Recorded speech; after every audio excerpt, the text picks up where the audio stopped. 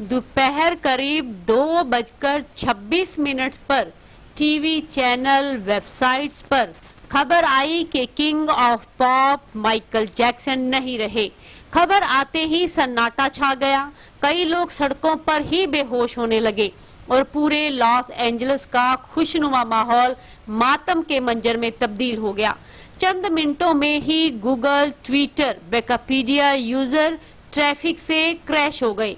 दुनिया भर के लोग जानना चाहते थे कि 150 सालों तक जीने की चाह रखने वाले माइकल जैक्सन अचानक महज 50 साल की उम्र में कैसे मर सकते हैं। माइकल जैक्सन की मौत 25 जून 2009 को दोपहर करीब 12 बजे ही हो चुकी थी। उनकी मौत हैवी दवाइयों के ओवरडोज के चलते हार्ट अटैक आने से हुई थी। वो 150 साल से ज्यादा जीना चाहते थे, जिसके लिए उन्होंने अपने घर पर ही 12 पर्सनल डॉक्टर्स की एक टीम रखी हुई थी जो उन्हें दवाइयां और सही डाइट देते थे। माइकल का खाना भी लेबोरेटरी में टेस्ट होता था, फिर ही वो खाते थे। चलिए आपको थोड़ा डिटेल में बताते हैं। जिस समय उनकी मौत हुई तब भी उनके पर्सनल डॉक्टर कॉनराड मुरे उनके साथ हावली हिल्स लॉस एंजलिस में ही थे। माइकल की नींद न आने पर कई ड्रग डोज दिए गए थे जिससे वो जल्दी सो सकें। कुछ समय बाद डॉक्टर ने माइकल को कमरे में बेसुध पड़े देखा तो तुरंत उन्हें सीपीआर दिया गया। जब रिस्पांस नहीं मिला तो डॉक्टर ने मेडिकल हेल्प मांगने के लिए घर में लैंडलाइन और मोबाइल ढूंढे, लेकिन सिक्योरिटी के चलते घर के सारे लैंडलाइन बंद थे। वो तुरंत बाहर की तरफ भागे और गार्ड से 911 पर कॉल करने को कहा। मेडिकल हेल्पलाइन नंबर 911 पर कॉल ठीक 12:22 पर कर दी गई थी। महज 3 मिनट में ही एम्बुलेंस डॉक्टर्स के साथ पहुंच गई थी। जब डॉक्टर्स पहुंचे तो माइकल सांस लेना बंद कर चुके थे। उन्हें सीपीआर दिया गया, लेकिन इससे कोई फायदा नहीं मिला। उन्होंने तुरंत Ronald Reagan UCLA medical centre ले जाया गया। करीब 2 घंटे की कोशिश के बाद दोपहर 2:26 पर उन्हें मृत घोषित कर दिया गया। माइकल जैक्सन की मौत के सदमे में 13 लोगों ने आत्महत्या कर ली। सुसाइड प्रिवेंशन हॉटलाइन में उनकी मौत के अगले दिन ऑस्ट्रेलिया में 50 कॉल की गए थे। वो लोग इतने सदमे में थे कि आत्महत्या करना चाहते थे। हॉटलाइन के CEO डॉन ओनील ने एक इंटरव्यू में बताया कि उनके पास अचानक कॉलर बढ़ गए। संदिग्ध हालातों में हुई मौत का सही कारण पता लगाने में पुलिस और डॉक्टर्स को महीनों लग गए। पोस्टमार्टम के लिए माइकल का दिमाग निकालकर उसकी जांच की गई थी। घरवाले फ्यूनल करना चाहते थे, लेकिन 2 महीने तक कोई नतीजा नहीं निकल पाया। ऐसे में परिवार वाले माइकल का शव बिना उनके दिमाग के ही दफनाना चाहते थे। हालांकि लोगों के समझाने के बाद परिवार वाले भी इंतजार करने के लिए राजी हो गए। मौत के ठीक 39 दिन बाद 3 सितंबर 2009 को माइकल जैक्सन का प्राइवेट फ्यूनल हुआ, जिसमें महज 200 लोग शामिल हुए। माइकल के शव को सोने के ताबूत में रखकर कंक्रीट में दफन किया गया था। उन्हें मेकअप आर्टिस्ट ने ठीक उसी तरह तैयार किया जैसे वो परफॉर्मेंस से पहले तैयार हुआ करते थे। माइकल के घरवालों को डर था कि अगर माइकल के शव की लोकेशन डिस्क्लोज की गई तो उनके चाहने वाले कब्र खोदकर उनका शव चुरा सकते हैं। इस कारण उनके शव को रहस्यमयी तरीके से दफनाने का फैसला किया गया था। हालांकि बाद में माइकल का शव फॉरेस्ट लॉन के ग्रेट माइसिलियम में दफनाया गया, जहां हॉलीवुड के क्लार्क गबल, जीन हॉल और वॉल्ट डिज्नी जैसे बड़ी हस्तियां दफन हैं। माइकल की मौत के 8 महीने बाद 8 फरवरी 2010 को उनके डॉक्टर कॉनराड मुरे को उनकी गैर इरादतन हत्या का आरोप दोषी पाया गया। 7 7 जुलाई 2009 को लॉस एंजलिस के स्टेपल सेंटर में माइकल जैक्सन का एक मेमोरियल बनाया गया। इसके बाद उद्घाटन में शामिल होने के लिए टिकट खरीदने के लिए 16 लाख लोगों ने आवेदन दिया था। इसकी स्ट्रीमिंग को यूएसए के 3.5 करोड़ लोगों ने देखा, जबकि दुनिया भर के 300 करोड़ लोगों ने देखा था। ये तब तक के इतिहास का सबसे ज्यादा देखा गया इवेंट है। फोर्ब्स के अनुसार मौत के बाद माइकल की 17,110 करोड़ रुपए कमाई हुई थी। 2019 की लिस्ट के मुताबिक माइकल मौत के 10 साल बाद भी सबसे ज्यादा कमाने वाले सिंगर थे, जबकि दूसरे नंबर पर पॉपुलर सिंगर एल्विस प्रेस्ली थे।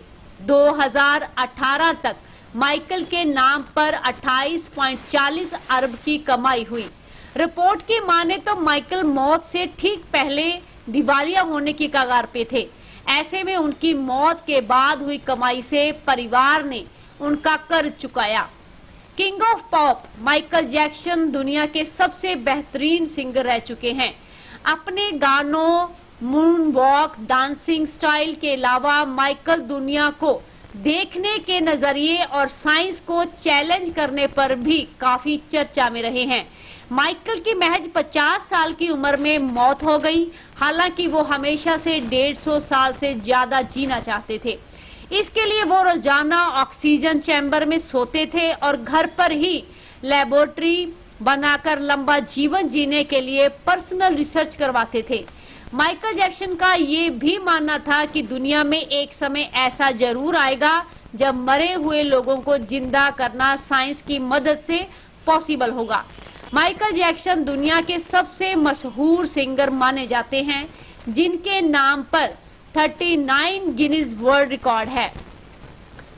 माइकल जैक्सन का जन्म 29 अगस्त 1958 को गैरी, इंडियाना में हुआ था। ये अपनी माता पिता की 8वीं संतान थे। उनका पूरा परिवार जैक्सन स्ट्रीट में 2 कमरों के मकान में गुजारा करता था। पिता जोसेफ वॉल्टर जॉय जैक्सन एक पूर्व बॉक्सर थे जो गिटार बजाते थे, वहीं माँ कैथरीन भी पियानो परफॉर्मर थी। घर के आर्थिक हालात ठीक नहीं थे तो माइकल के पिता ने 1964 में जैक्सन ब्रदर नाम का एक बैंड बनाया, जिसमें सारे भाई बहन मिलकर स्ट्रीट परफॉर्मेंस देकर कमाई करते थे। माइकल के पिता उन्हें खास पसंद नहीं करते थे। वो अक्सर माइकल की नाक और उनके चेहरे की बनावट का मजाक उड़ाकर उन्हें पीटते थे। एक इंटरव्यू में माइकल ने बताया था कि उनके पिता परफॉर्मेंस बिगड़ने पर उन्हें बेल्ट से बुरी तरह पीटते थे। पिता के रवैये से माइकल के जहन पर बुरा असर पड़ता था। जब जैक्सन 7 साल के हुए थे तो 1965 में उनके ग्रुप का नाम जैक्सन 5 पड़ गया और वो इसे लीड करने लगे। जैक्सन 5 लगातार अपने गाने लॉन्च करने लगा और उन्हें यूएस में पहचान मिलने लगी। 1977 में जैक्सन 5 बैंड टूट गया और माइकल न्यूयॉर्क सिटी आकर फिल्मों में काम करने लगे। उनकी पहली फिल्म द विज थी, लेकिन ये फ्लॉप हो गई। इस फिल्म के म्यूजिक डायरेक्टर क्विंस जोन्स ने माइकल का टैलेंट परखते हुए उनके साथ 3 सोलो म्यूजिक एल्बम लॉन्च किए, जो काफी पसंद किए गए। 1978 में माइकल की नाक डांस करते हुए टूट गई। उनकी राइनोप्लास्टी करवाई गई, लेकिन इसके बाद उन्हें सांस लेने में तकलीफ होने लगी। इसके चलते उन्हें कई दिनों तक गाने से दूरी बनाकर रखनी पड़ी और करियर की शुरुआत से पहले ही ब्रेक लग गया। 1 साल के ब्रेक के बाद माइकल ने सिंगिंग में कमबैक किया और कई हिट देते हुए पहचान बनाई।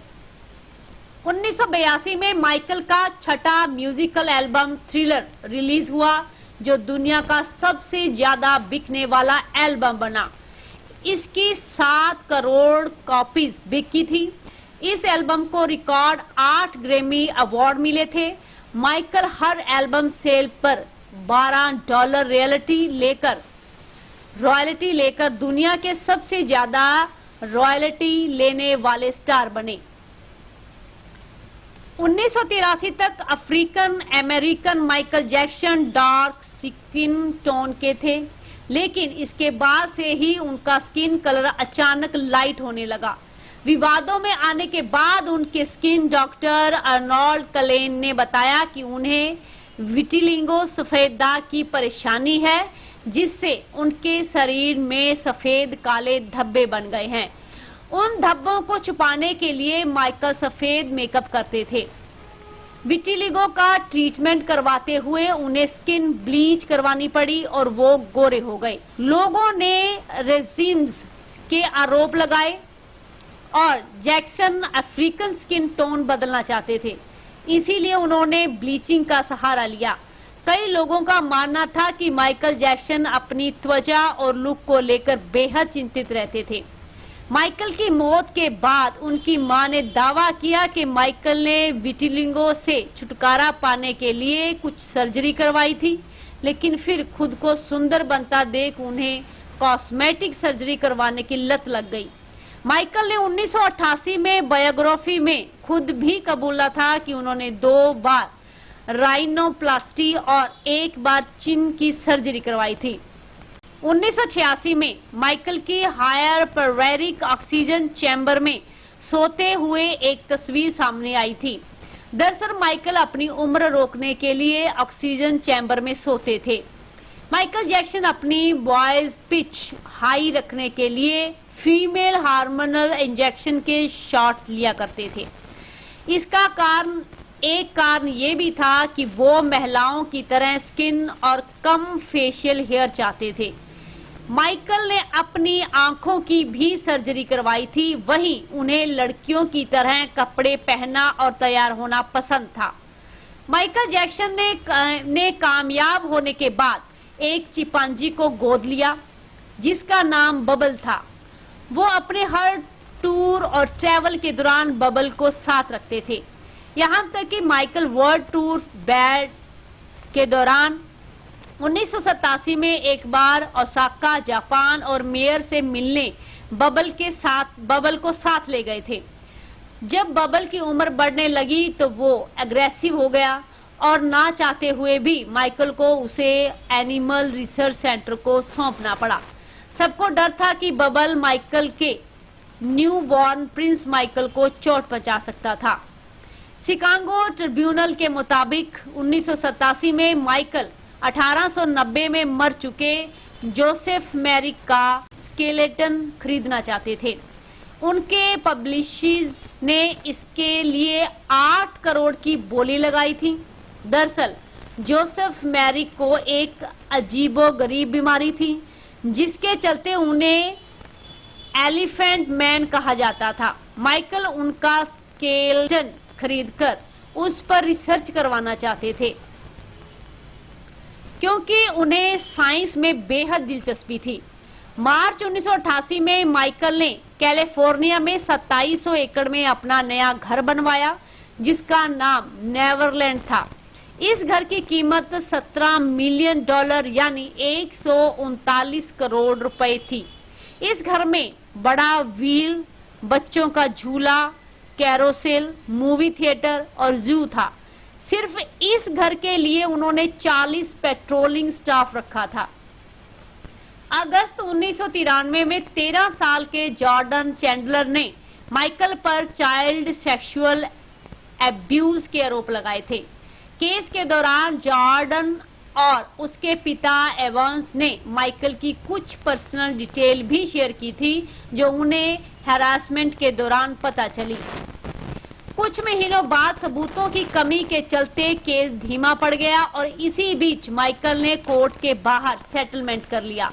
उन्होंने इसके लिए जॉर्डन को 188 करोड़ रुपए दिए थे। पेप्सी एड के दौरान हुई एक्सीडेंट के बाद माइकल को स्कैल्प सर्जरी करवानी पड़ी थी। सर्जरी के बाद से ही माइकल कुछ पेन किलर्स पर निर्भर रहने लगे थे, लेकिन जब चाइल्ड एब्यूज केस से उनकी छवि बिगड़ी तो वो ड्रग एडिक्ट बन गई।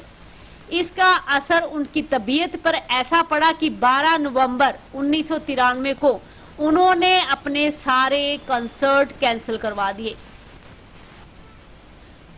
माइकल जैक्सन पर बनी TMZ चैनल की documentary who really killed Michael Jackson में दावा किया गया है कि माइकल ने ड्रग खरीदने के लिए 19 नकली आई कार्ड बनवाए थे।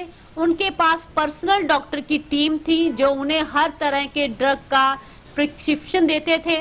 माइकल के स्किन डॉक्टर अर्नाल्ड क्लेन एक डायरी मेंटेन करते थे जिसमें इस बात को नोट किया जाता था कि किस आईडी से कौन सी दवा ली जा रही है। बिगड़ती तबीयत और छवि खराब होने के बीच ही मशहूर सिंगर एल्विस प्रेस्ली की बेटी लीजा ने माइकल को प्रपोज किया और दोनों ने मई 1994 में शादी कर ली। कई लोगों का मानना था कि चाइल्ड अब्यूज केस से लोगों का ध्यान हटाने के लिए माइकल ने शादी की थी। दोनों की शादी 19 महीनों में ही टूट गई। तलाक के बाद माइकल ने हिस्ट्री एल्बम लॉन्च की जिसने उसके पिछले रिकॉर्ड भी तोड़ दिए। इस एल्बम की 2 करोड़ कॉपीज बिकी थी। 1995 में एक टीवी शो रिहर्सल के दौरान माइकल जैक्सन को पैनिक अटैक आया और वो बेहोश हो गए। उन्हें अस्पताल में भर्ती करवाया गया था। कुछ महीनों बाद उन्होंने 35 देशों में 58 कॉन्सर्ट किए जिसमें 45 लाख लोग शामिल हुए थे। सिडनी टूर के दौरान माइकल जैक्सन ने अपने स्किन डॉक्टर क्लेन की असिस्टेंट डेबी रोवो से दूसरी का शादी कर ली। शादी से पहले ही डेवी 6 महीने की प्रेग्नेंट थी। 13 फरवरी 1997 को माइकल के पहले बेटे प्रिंस माइकल का जन्म हुआ। 1998 में डेवी ने बेटी पेरिस को जन्म दिया। कुछ सालों बाद 2000 में दोनों का तलाक हो गया और $8 मिलियन के सेटलमेंट में बच्चों की कस्टडी माइकल को मिली। जब 2004 में माइकल पर दोबारा चाइल्ड अब्यूज के आरोप लगे तो बच्चों की कस्टडी डेवी के पास चली गई। 1994 में माइकल के घर पर हुई रेड में पुलिस को एक बुक मिली थी जिसमें कई बच्चों की बिना कपड़ों की तस्वीरें थी। पुलिस ने जब इनके पूछताछ की तो माइकल ने सफाई में कहा कि ये बुक उन्हें किसी ने भेजी होगी जो उन्होंने कभी खोली ही नहीं। माइकल की मौत के बाद उनकी मेड ने भी बताया था कि माइकल घर में बच्चों को बिना कपड़ों के रखते थे। एक समय माइकल हर हफ्ते 97 करोड़ रुपए कमाई करते थे, लेकिन जब उनकी मौत हुई तो वो 3000 करोड़ रुपए के कर्ज में डूबे हुए थे। उनकी मौत के बाद भी वो कई सालों तक सबसे ज्यादा कमाई करने वाले सिंगर रहे थे। माइकल जैक्सन ने अपनी जिंदगी में 4000 करोड़ रुपए का डोनेशन भी किया था। तो दोस्तों, ये थी माइकल जैक्सन की पूरी कहानी।